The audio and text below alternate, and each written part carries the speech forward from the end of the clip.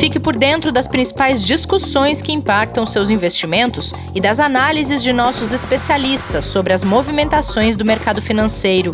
Falando nisso, nosso encontro é toda manhã, logo após a abertura do mercado. Entre nos canais oficiais do Itaú Personalité e envie suas dúvidas sobre recomendação de investimentos.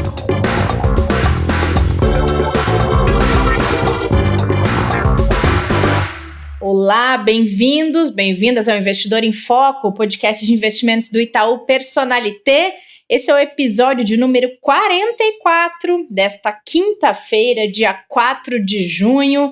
Olá, Kleber, tudo bem por aí? Bom dia, Rê, tudo bem e você? Tudo bem, sim. Hoje a gente tem convidado aqui no podcast, mas antes vamos dar aquela tradicional passadinha pelos mercados globais para saber o que está acontecendo de impacto nos mercados na economia mundial, começando pelo presidente americano Donald Trump, que disse que não deve mandar o exército para atuar nos protestos antirracistas, confirmou que não vai impor sanções à China. Por outro lado, Kleber, proibiu voos com passageiros chineses para os Estados Unidos a partir do dia 16 de junho, como forma de pressionar a China a retomar os voos das companhias americanas, e ele acabou conseguindo isso. Ele acabou conseguindo, mas a questão dos voos até que não impactou tanto, pelo menos nos mercados, né? O que foi mais relevante foi a primeira parte que você falou, viu, Rê? Onde os mercados ficaram mais tranquilos com as declarações dele em relação às sanções, né? Talvez que nem aconteçam ou muito mais brandas em relação à China, né? Na parte comercial. E também, né, de anunciar que não vai fazer uso de força militar aí em relação aos protestos que continuam, né, que a situação ainda está bem tensa lá nos Estados Unidos.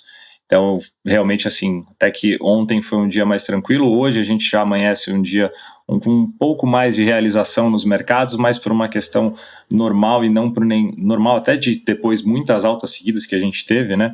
Ontem, por exemplo, as bolsas nos Estados Unidos ficaram com alta de mais de 2%, o reflexo foi positivo aqui também, e até trazendo um dado aí de também emprego lá nos Estados Unidos, tá? Ontem a gente teve o anúncio que nem a gente falou, né, do ADP, né? O ADP é o relatório de emprego do setor privado, que é uma prévia do payroll que sai amanhã. A expectativa era de que fossem perdidos 9 milhões de vagas e perderam 2,76 milhões de vagas. Então os números ainda são muito altos, são muito ruins, mas já vem mostrando um sinal de uma melhora gradual na economia norte-americana também. E hoje de manhã veio em linha também o número de pedidos de seguro-desemprego com o que o mercado esperava, ainda muito alto também, mas reduzindo. 1,8 milhões aí de pedidos nos Estados Unidos. Já foi mais de 5 numa semana, né, Kleber? A gente já teve números bem maiores. O número acumulado já passa aí dos 40 milhões, é um número gigantesco. Então, claro que toda semana o que a gente vem acompanhando é sinais de melhora, não significa que a coisa já está resolvida e que a situação já está controlada, muito pelo contrário. Mas é por esses sinais de melhora e por essas expectativas que os mercados vêm começando a dar sinais bem mais positivos do que estavam nas semanas anteriores, né? Perfeito. E na Europa, Kleber, que sinais trouxe o Banco Central de ações de política monetária que ele pretendia divulgar? O Banco Central tomou a decisão de manter, né, os juros básicos, né, eles vão continuar nos níveis que eles já estavam. O que eles apresentaram, que foi até bem interessante, foi o volume do programa de compras de emergência para a pandemia, tá? E que eles colocaram agora o anúncio para ampliar em 600 bilhões de euros, que era o número para 1,35 trilhão de euros. Então, quando eles apresentaram isso, teve um alívio, né? E ele veio junto com a notícia de manter a taxa de juros de refinanciamento em 0 e de depósitos em -0,5. A taxa de depósitos lá ela é negativa hoje. Então, muitos investidores, se forem comprar títulos soberanos europeus, vão provavelmente retirar um valor inferior àquele que investir em alguns casos. É até curioso, né? Mas isso, para continuar estimulando a economia, é um dado, vamos olhar apenas para mercado, bem interessante, bem importante também. Ótimo. Bom, ontem, no episódio anterior, a gente conversou um pouco aqui sobre a indústria de fundos, né, do FOF, aqui do Itaú, conversou com o Pedro Barbosa sobre isso, sobre expectativas, sobre mercado internacional. E hoje a gente vai falar de fundos de investimento com o CEO da Itaú Asset Management, Rubens Henriques, que já está aqui com a gente. Bem-vindo, Rubens. Muito obrigada por aceitar nosso convite. Tudo bem? Tudo bem, Kleber. Tudo bem, Renata. Bom dia a todos, é um prazer estar aqui com vocês hoje. Bom dia, Rubens, prazer é nosso te receber, muito obrigado aí por participar com a gente. Antes de mais nada, conta um pouquinho aí para nós quem é o Rubens, um pouquinho da sua carreira e como você atua aqui no banco hoje com a gente. Legal, Kleber. Falando muito rapidamente, né, eu, apesar de ter nascido em São Paulo, passei minha vida inteira no interior. Com 15 anos saí de casa para estudar e no ano seguinte fui fazer engenharia eletrônica no ITA, né, em São José dos Campos. E apesar de ter me formado em engenharia, eu logo me enveredei pelo mundo de investimentos no mercado financeiro, tá? E desde o início da minha carreira, eu foquei bastante em gestão de recursos, né? Então, eu comecei numa outra instituição e logo na sequência eu entrei na época no que era a Unibanco Asset para trabalhar, e acho que é até uma coincidência pelo comentário da Renata inicial, né? Na época, para trabalhar na área que era o FOF de lá, né? A área responsável por fazer a seleção. Pois é, era a área então responsável por fazer a seleção de fundos de terceiros para todos os clientes do banco, né? E fiquei envolvido nesse projeto, então Unibanco, depois Itaú Unibanco com a fusão, fiquei envolvido nesse projeto por 14 anos, fui responsável dessa área por bastante tempo, né? E lá eu tive a oportunidade então de acompanhar a evolução da indústria de fundos, né? Tanto no Brasil como no exterior, investindo e interagindo com os melhores gestores do mundo. Então foi uma oportunidade muito bacana, uma oportunidade única, eu diria. Legal. De conhecer a fundo como funciona uma gestora, né? O que deu certo e especialmente tudo que deu errado em muitas casas por aí, né? Então, com base nessa experiência anterior, eu fui convidado em 2019 para assumir então a cadeira da Itaú Asset Management. Muito legal. Bom, você já passou por alguns setores, já tem uma experiência super acumulada para contar para a gente, Rubens. Que indústria de fundos você vê agora e que evolução dessa indústria vocês esperam para o Brasil quando começar a passar todo esse momento turbulento que a gente está vivendo hoje? Legal. Legal, Renata. Eu acho que tem que, para dar um pouco de perspectiva, um pouco de número também, né? Hoje a indústria de fundos no Brasil ela é bastante relevante, né? Uma indústria de mais de 5 trilhões de reais, né? Então uma indústria grande, mais de 5 tri. E na medida que a gente observa a queda da taxa de juros no Brasil, e esse é um processo longo, que obviamente se intensificou agora, mas é um processo até mais longo, né? Quando você combina isso com o maior interesse das pessoas por entender sobre o mundo de investimentos, que é o que a gente tem visto nos últimos anos, né?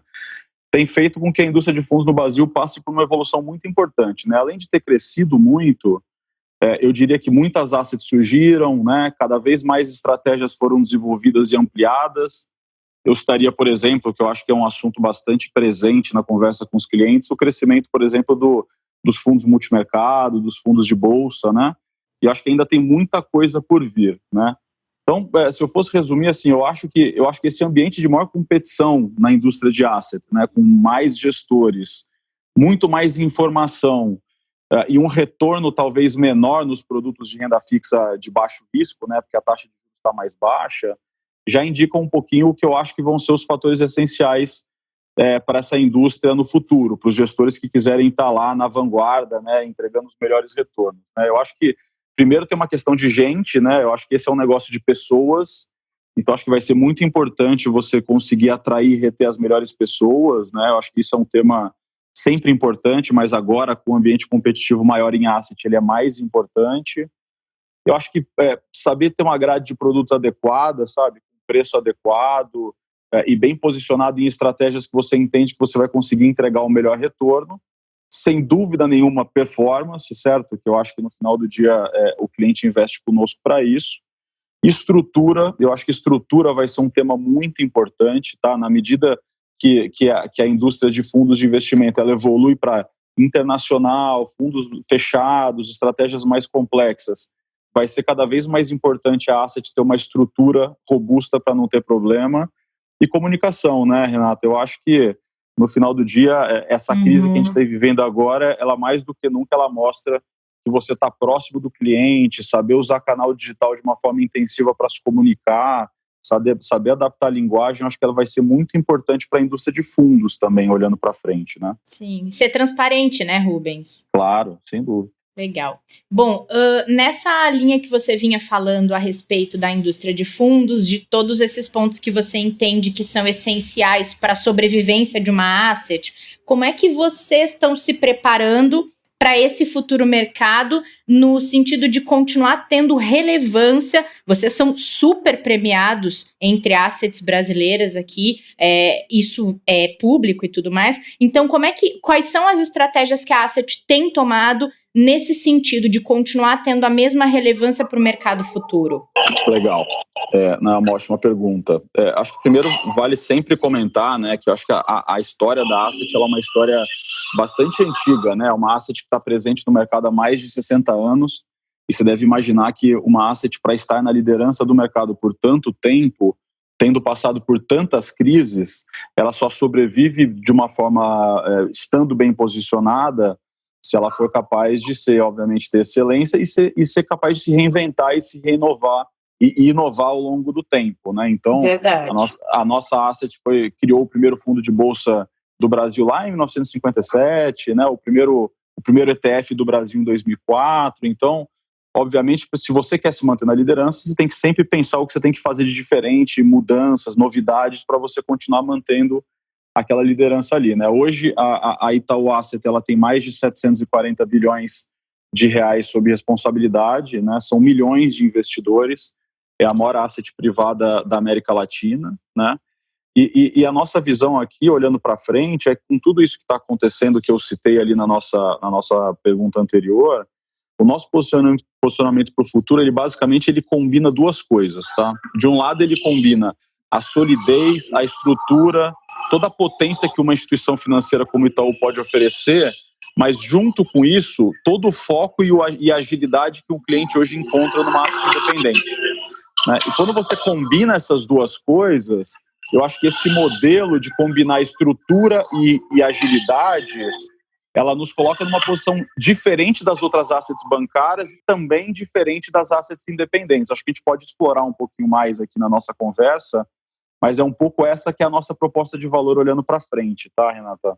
Legal, Rubens. E como você está completando agora aí um ano, né, que você falou para a gente, liderando a Itaú Asset, nesse período você implementou uma estrutura de trabalho um pouco diferente do que vinha sendo feito.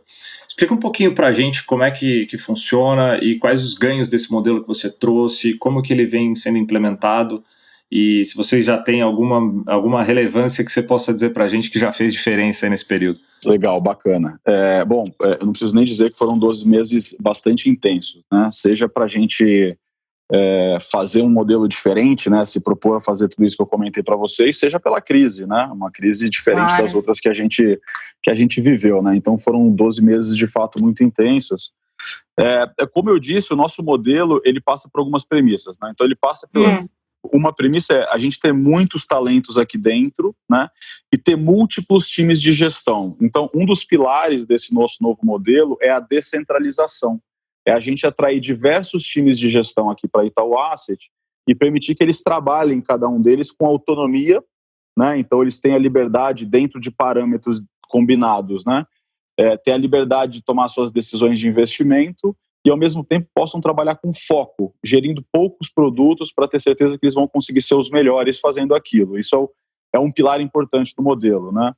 Uma outra coisa que a gente fez foi investir cada vez mais na nossa estrutura de pesquisa. A gente quer ser referência absoluta desse negócio, assim, do que há de mais moderno em pesquisa, inclusive de dados e tudo mais no mundo. E a gente quer ter uma infra que ela é a melhor infra possível dentro do mercado de assets para os gestores terem a performance que ele tem, né? Que a gente quer que eles tenham. Então, esse foi o nosso foco, né? E com base nisso, eu poderia citar algumas entregas, assim, algumas coisas que a gente conseguiu fazer nesse período que eu acho que são muito bacanas para dividir com os nossos investidores, né? Eu acho que a gente conseguiu nesse período atrair mais de 40 talentos, né? Diversas dessas pessoas vieram de assets independentes super conhecidas, né? Depois, nesses 12 meses, nós criamos 20 novas estratégias, né? Nós lançamos os primeiros ETFs de renda fixa da Asset, lançamos a família de produtos lá, Global Dynamic e Vision, que vocês conhecem, né, que basicamente, numa única cota, a gente dá acesso para o cliente comprar todos esses talentos que a gente contratou de uma vez só.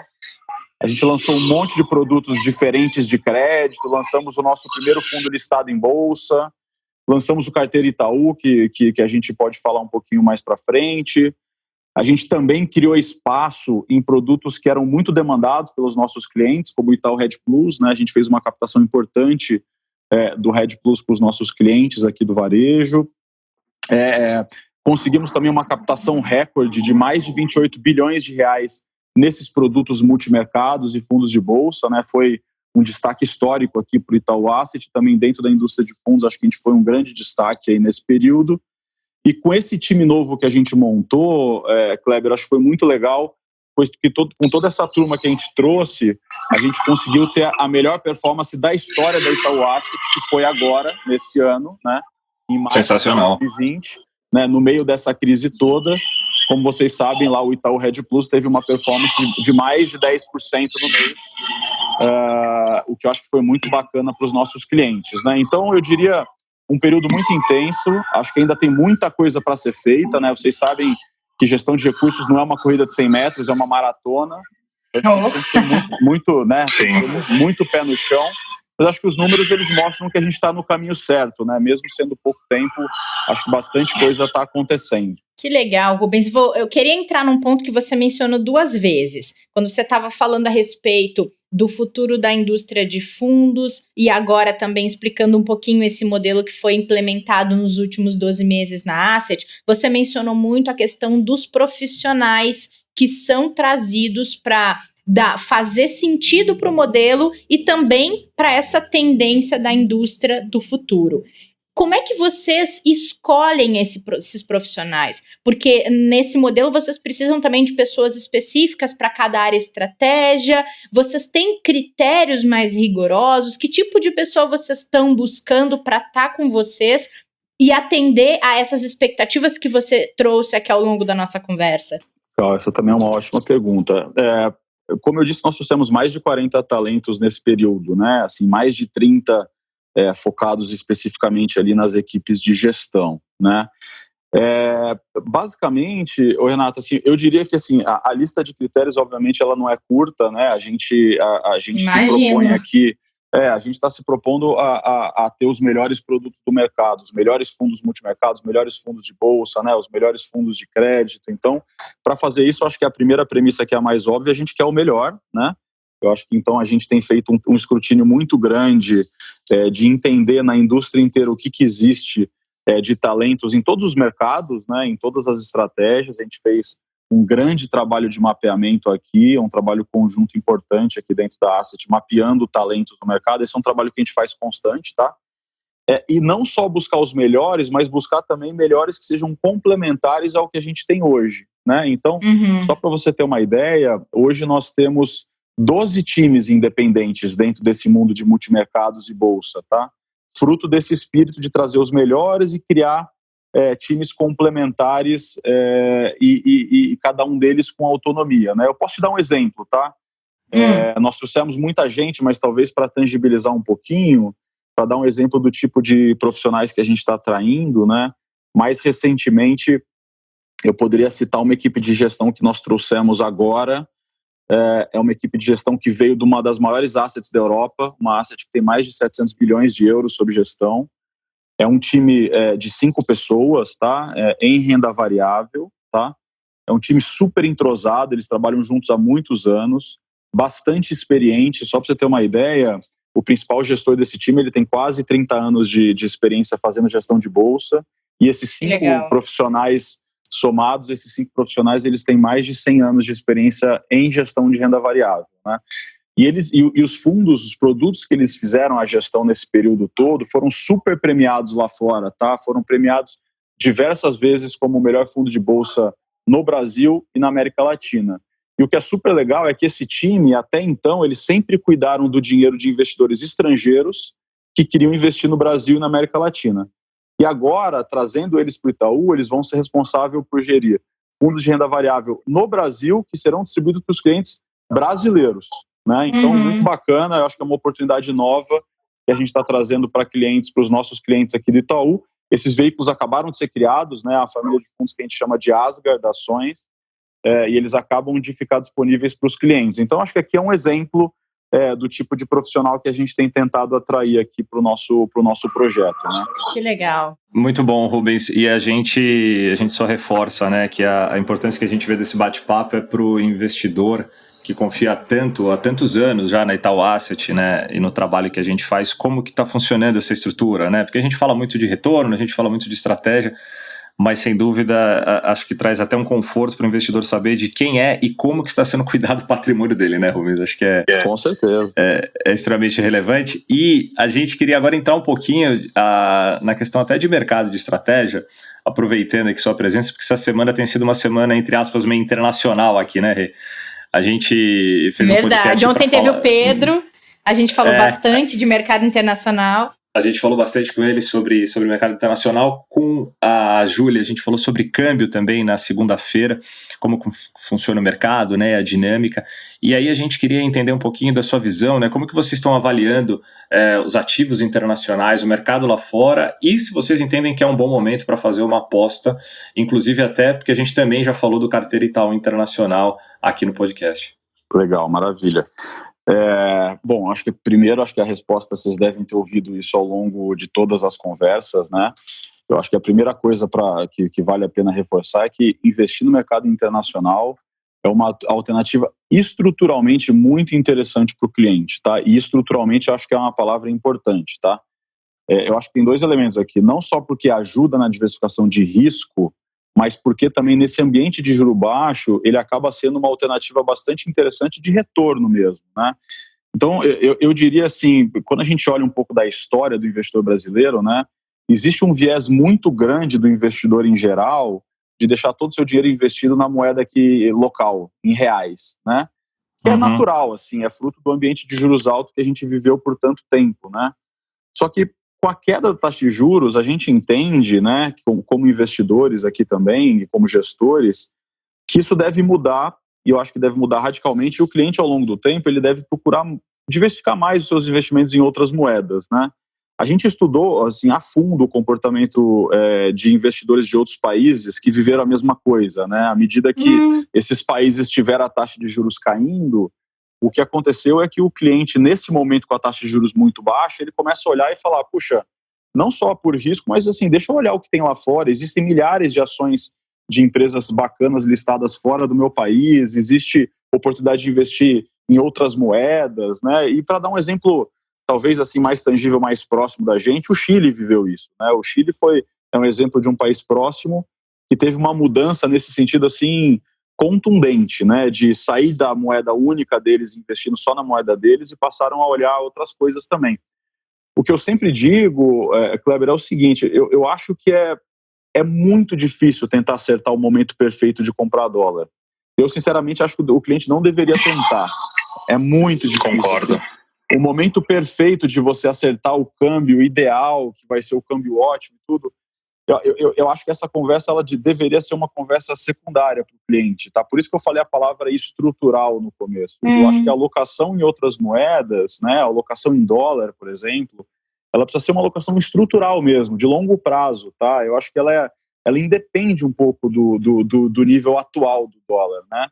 Porque o que tem que ficar claro, eu acho, é que tem opções tão interessantes de investimento lá fora que o cliente ele pode estar exposto a dólar, mas receber um investimento em dólar mais um retorno, né?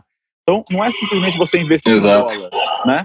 E eu acho que nesse ambiente de Selic tão baixa, hoje é muito factível você conseguir investir em coisas lá fora que você vai obter um retorno de dólar mais 4% ao ano, dólar mais 6% ao ano. Então, assim, dólar mais 6% ao ano é muito interessante versus a Selic que a gente tem aqui. Dólar versus Selic, é muito difícil de alguém acertar essa aposta. Agora, dólar mais 4 a 6% ao ano parece muito interessante como diversificação. E eu acho que tem que ser estrutural, sabe? Você tem que escolher um pedaço do seu patrimônio que você gostaria de ter em dólar para o longo prazo e aí fazer um planejamento de ir fazendo isso mês a mês com calma, entendeu? Não, perfeito. E é bem isso que a gente tem conversado, porque muitos investidores estão entrando agora no mercado. A gente já tem os mais experientes, né? Mas os novos, às vezes, eles olham realmente o dólar como um mecanismo só de proteção, e ele até é. Só que quando a gente fala de ativo internacional, a gente está falando de todas as classes de ativo lá fora. A gente não está falando do dólar, né? Não é que o investidor vai comprar dólar, ele vai diversificar a carteira dele do risco Brasil, das empresas do Brasil, dos ativos do Brasil, por outros riscos diferentes, e que essa crise, apesar de infelizmente muito ruim, trouxe muita oportunidade boa, né, Rubens? Então é um momento que lá fora hoje a gente tem prêmios que há 2 meses, 3 meses a gente não tinha. Isso aí, com certeza, sem dúvida nenhuma, é exatamente esse o ponto. Bom, aproveitando esse gancho, Rubens, se o investidor quiser aproveitar esse momento, investir em mercados de fora, conforme o que a gente tinha falado agora, o que a Itaú Asset oferece nessa linha para o investidor que não vai na casa de câmbio comprar dólar e que quer aproveitar a valorização do dólar para investimento? Bacana. Olha, Renata, nós na Itaú Asset nós já oferecemos diversas alternativas para isso, tá? Eu posso passar aqui por algumas delas, né? Eu acho que tem a primeira solução que a gente tem para o cliente que quer o internacional, né? E eu acho que isso aqui é para aquele cliente que quer ter a conveniência e a praticidade da gente fazer um portfólio para ele no internacional, né? Acho que, como o Kleber comentou, tem muita coisa ao mesmo tempo para explorar lá fora. Nós lançamos recentemente a família de fundos do Carteira Itaú, que eu acho que vocês já disseram aqui que falaram sobre ela num podcast recente, né? A gente fez um papo só sobre isso, até vou colocar na descrição aqui do podcast, pedir para o pessoal colocar o número do episódio para quem quiser recuperar esse papo, já que os episódios ficam todos listados nas plataformas. Legal. Eu acho que essa solução do Carteira, ela é bem bacana, né? E só para não repetir aqui com muito detalhe, mas só para lembrar todo mundo, né? A família do Carteira Itaú ela é composta de 3 produtos, né? 2 produtos, que é o Carteira Itaú e o Carteira Itaú na Previdência, ela é uma solução global. Então, lá dentro a gente coloca para o cliente tudo ao mesmo tempo. Estratégias de Brasil, diversas estratégias no mercado internacional e ainda adiciona a seleção dos melhores gestores de terceiros selecionados lá pela nossa área de fundo de fundos e embala isso tudo num produto só e cuida disso tudo numa vez só para o nosso cliente. Esse é o Carteira Itaú e o Carteira Previdência. Então, ele não é um produto internacional, mas ele é um produto que parte da sua estratégia é internacional, né? E aí tem especificamente o Carteira Itaú Internacional, que eu acho que vocês já conversaram, né? Que eu acho que ela é uma solução, assim, super bacana, né? Quer dizer, para aquele cliente que entende que já tem uma boa carteira de investimento no Brasil, mas ele quer diversificar lá fora, fruto desse papo que a gente teve aqui, ele pode fazer isso tudo com uma cota só, né? Numa única cota ele vai acessar de uma forma super diversificada, né, com uma gestão profissional da nossa asset. Ele vai ter acesso a ações nos Estados Unidos, ação na Europa, ações no Japão, ações em mercados emergentes, que tem bastante coisa de Ásia, né, emergente, juros e inflação nos Estados Unidos, crédito nos Estados Unidos, ouro.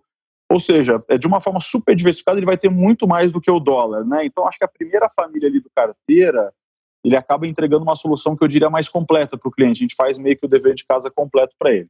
Além disso, eu diria assim, para os clientes que querem alternativas específicas, né, que já talvez conheçam mais o mercado internacional e querem soluções mais específicas, a gente também tem outras coisas interessantes, né? Então, como vocês sabem, recentemente nós lançamos o nosso primeiro fundo multimercado com foco maior no mercado internacional, né? Que é o Itaú Macro Opportunities, né? Que é um fundo gerido pelo mesmo time do Itaú Red Plus, que é um time super conhecido, leva as mesmas posições do Red Plus, com o mesmo objetivo de retorno, mas que tem uma alocação de risco maior no mercado internacional, né? Um fundo que está aí disponível para aplicação, acho que é um fundo super bacana, num time bastante conceituado, né? E por fim, dentro da Asset, para fechar aqui, eu diria que o cliente também pode escolher alguns outros produtos que já dão acesso direto a alguns mercados internacionais, né? Então, a gente tem produtos que dão acesso ao S&P, produtos que dão acesso a títulos do Tesouro Americano, produtos de ouro, né? E essa prateleira, a gente tem trabalhado bastante nela, ela está em constante evolução, e a gente tem alguns produtos nessa prateleira aqui que dão acesso, que estão no forno também, tá? Então, eles devem ser lançados em breve. Então, para finalizar aqui, eu diria que a gente já tem bastante coisa e a gente está trabalhando firme para trazer mais algumas opções no mercado internacional, que são super importantes. Ou seja, a reopção não falta, né? Não, o Rubens, você vai ter que voltar aqui para contar dos lançamentos depois. Sem dúvida, vai prazer. Tem bastante coisa, tá, no forno. Eu diria que a gente tem mais de 6 ou 7 produtos para lançar aí. Tudo esse ano? Tudo esse ano. Excepcional. E num cenário de juros muito baixo, isso é muito importante. O investidor está precisando de opção, não tem mais como ele ter retorno no patrimônio dele em juros pós-fixados no Brasil, né, Rubens? Então, é isso aí. A gente está com a Selic à beira dos 2, né, nas próximas reuniões, e já tem apostas até de fora, não do Itaú, mas de fora, abaixo de 2%. Para esse ano ainda, então ele vai precisar buscar alternativa. Que bom que a gente vai ter ainda mais. É isso mesmo. E essa questão da gestão, nesse momento, ela faz todo sentido, né, gente? Porque é muito mais difícil, no cenário que a gente está, para os investidores fazerem tudo sozinhos. Então, quando existe todo esse trabalho por trás, dá um certo conforto para quem está investindo, né? Por isso é legal contar esse bastidor todo que tem. É isso mesmo, né? Eu fiz questão de contar um pouco da nossa cozinha, né? De falar dos profissionais, de como a gente pensa o negócio. Eu acho que, como o Kleber comentou, acho que é uma forma de dar um pouco de tranquilidade para o cliente também, de que ele está delegando para uma equipe profissional cuidar para ele 24 horas por dia, acompanhar o que está acontecendo, as mudanças, e ele não precisar ficar preocupado que automaticamente, à medida que o mercado vai mudando, a gente vai fazendo essas mudanças para ele, e ele está lá com o dinheiro dele bem cuidado por alguém que faz isso há mais de 60 anos. Perfeito. Rubens, adorei nosso papo, foi muito legal. Espero que a gente tenha outros aqui no podcast. Espero que você tenha gostado de participar também. E a gente, numa próxima oportunidade, vai ter muita outra coisa para falar por aqui também. Eu adorei, foi muito legal. Obrigado mais uma vez pelo convite, obrigado para os nossos clientes pelo tempo aqui nos ouvir. Eu estou à disposição para participar de outros à medida que vocês acharem que faz sentido. Muito legal. Kleber, nos encontramos amanhã? Com certeza, Rubens, mais uma vez obrigado pela participação, parabéns pelo time, pelo trabalho, e volte mais vezes com certeza aqui para falar com a gente. Valeu. Valeu, gente. Obrigado. Bom dia. Bom dia para vocês também. Nós nos encontramos amanhã. Não percam a live de hoje às 5 da tarde no Instagram e no YouTube do Personalité, que inclusive será sobre investimentos internacionais. Sigam também nossas redes sociais. Até amanhã. Fiquem bem, fiquem em casa e protejam-se. Fique por dentro das principais discussões que impactam seus investimentos e das análises de nossos especialistas sobre as movimentações do mercado financeiro. Falando nisso, nosso encontro é toda manhã, logo após a abertura do mercado. Entre nos canais oficiais do Itaú Personalité e envie suas dúvidas sobre recomendação de investimentos.